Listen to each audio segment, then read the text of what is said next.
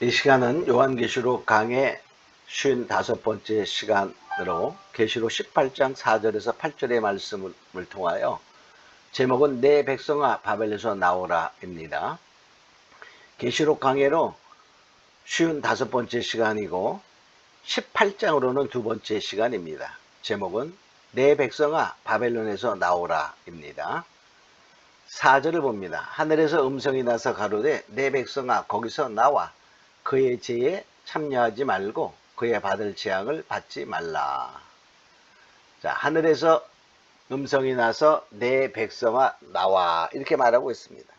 내 백성아 거기서 나와 그의 죄에 참여하지 말라. 즉 하나님의 백성을 불러내는 것을 말합니다. 내 백성아 거기서 나와. 즉 하나님의 백성을 하나님이 불러내시는 그런 소리죠. 자, 그럴 때 나오냐 나오지 않느냐 하는 것은 나의 결단이 필요하다는 것이죠. 나와야 그 죄에 참여하지 않게 되고 재앙을 받지 않게 됩니다. 만약 안 나오면 어떻게 됩니까? 그 죄에 참여하는 자가 되고 재앙을 받게 된다는 것이죠. 성경의 예를 봅니다. 창세기 12장 1절에 보면 하나님이 아브라함을 갈대 우리에서 불러내실 때 바로 하나님께서 말씀하시니 아브라함이 그 말씀에 순종하는 것을 보죠. 여호와께서 아브라함에게 이르시되 너는 너의 본토 친척 아비집을 떠나 내가 지시하는 땅으로 가라. 본토 친척 아비집을 떠나. 그럴 때 그는 하나님의 말씀을 쫓아 가나안 땅으로 가게 되는 것을 보게 됩니다. 창세기 19장 14절 16절에 보면 롯을 하나님이 소돔에서 불러내실 때에 롯이 그 사위들에게 말하러 갑니다. 자, 창세기 19장 14절에 보면 롯이 나가서 딸들과 정혼한 사위들에게 구하여 이르되 여호와께서 이 성을 멸하실 터이니 너희는 일어나 이곳에서 떠나라 하되 그 사위들이 농담으로 여겼더라. 농담으로 여겨서 그들은 바로 나오지 않았죠. 자, 근데 롯도 어땠습니까? 롯도 거기서 지체했다 이렇게 말해. 지체해서 바로 그 천사들이 롯의 손을 잡고 딸들의 손을 잡고 이끌어내는 것을 보게 됩니다. 그만큼 이것은 그렇게 쉽다는 것은 아니에요. 나와라 하나님의 말씀을 듣는다 해도 우리가 그 나온다는 것은 그렇게 쉽지 않아요. 그러나 우리는 결단해야 됩니다.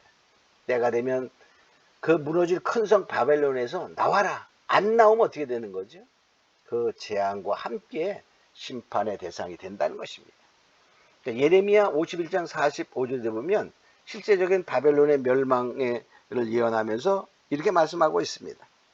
내 백성아 너희는 그 중에서 나와 각기 나 여호와의 진노에서 스스로를 구원하라. 나와 여호와의 진노에서 스스로를 구원하라. 스스로 나와야 스스로 구원된다 하는 것을 알 수 있습니다. 자, 5절 봅니다. 그 죄는 하늘에 사무쳤으며 이 바벨론의 죄는 하늘에 사무쳤다. 하나님이 기억하셨다. 이렇게 말해. 하나님은 그의 불의한 일을 기억하지.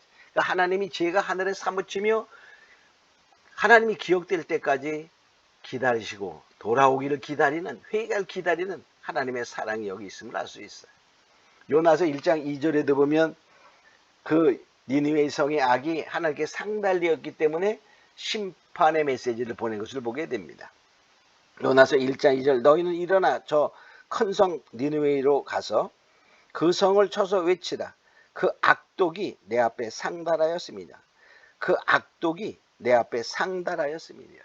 하나님이 그 니느웨 성의 악이 하나님께 상달되었다. 그러니까 바로 기억하시고 심판을 하시는 거예요. 또 창세기 15장 16절에 보면 아브라함께 하나님께서 가나안을 주기로 약속하실 때 가나안을 바로 주는 게 아니라 4대 만에 돌아오리라 할 이유가 있었죠. 그것이 바로 뭐냐? 아모리 족속에 제가 관영치 아니했다 이랬어요.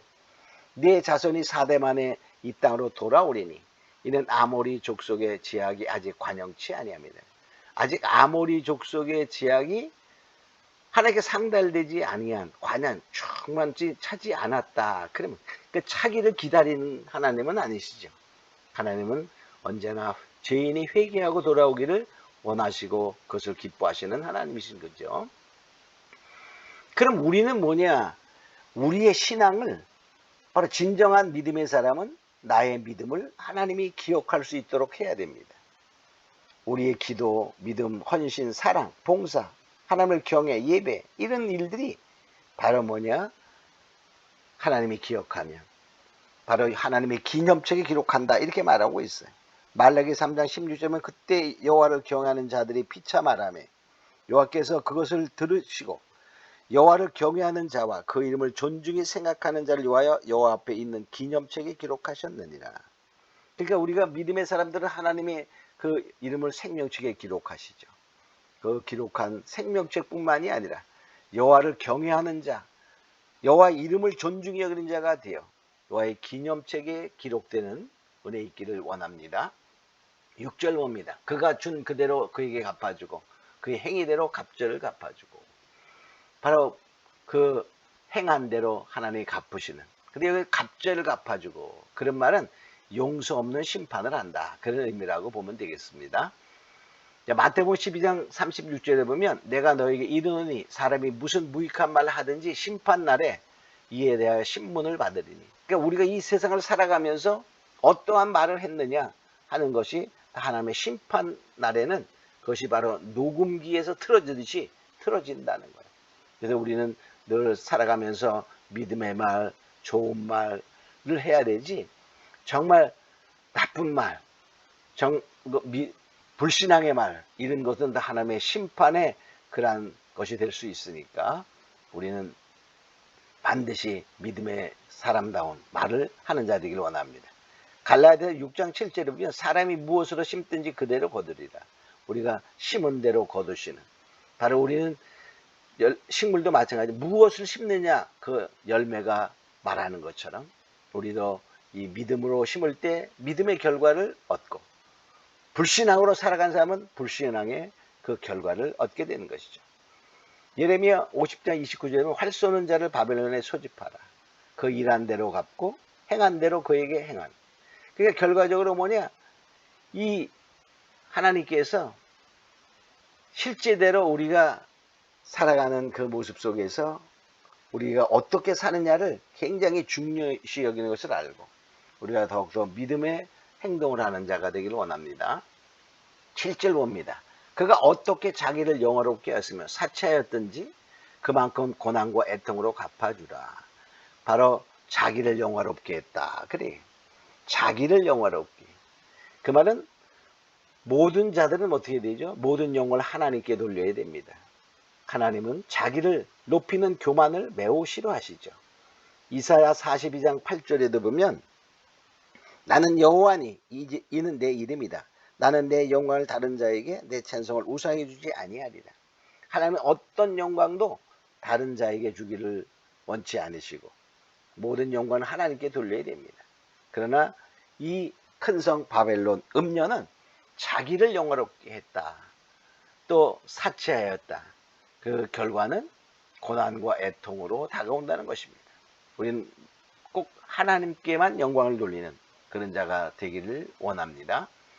그가 마음에 말하기를 나는 여황으로 앉은 자요. 과부가 아니라 결탄고 애통을 당하지 아니라.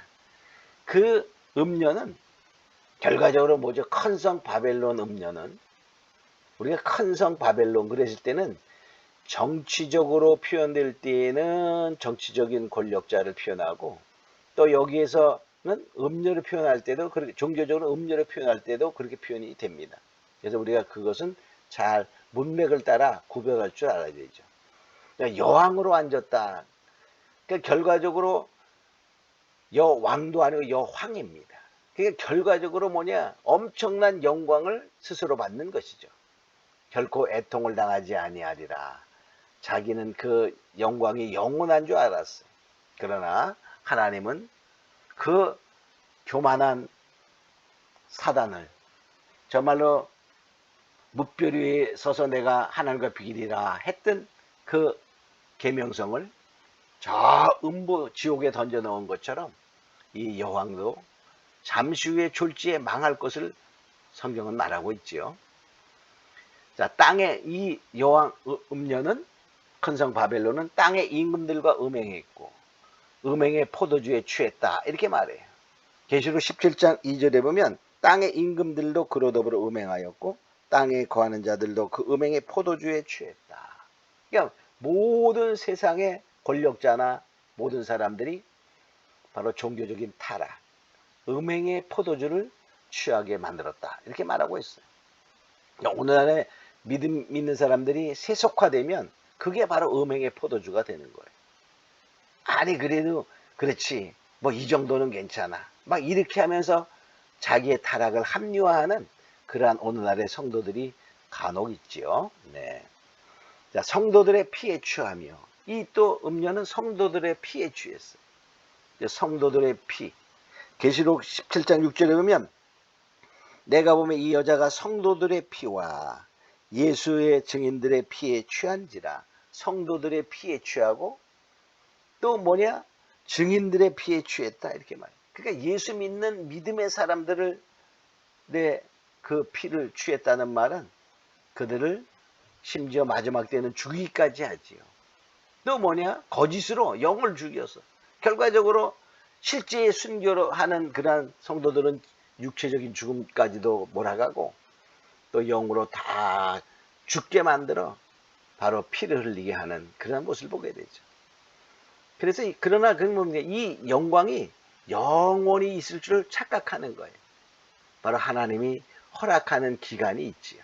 잠시 동안 허락한 것뿐인데 영원히 착각하는 그러한 모습을 보게 됩니다.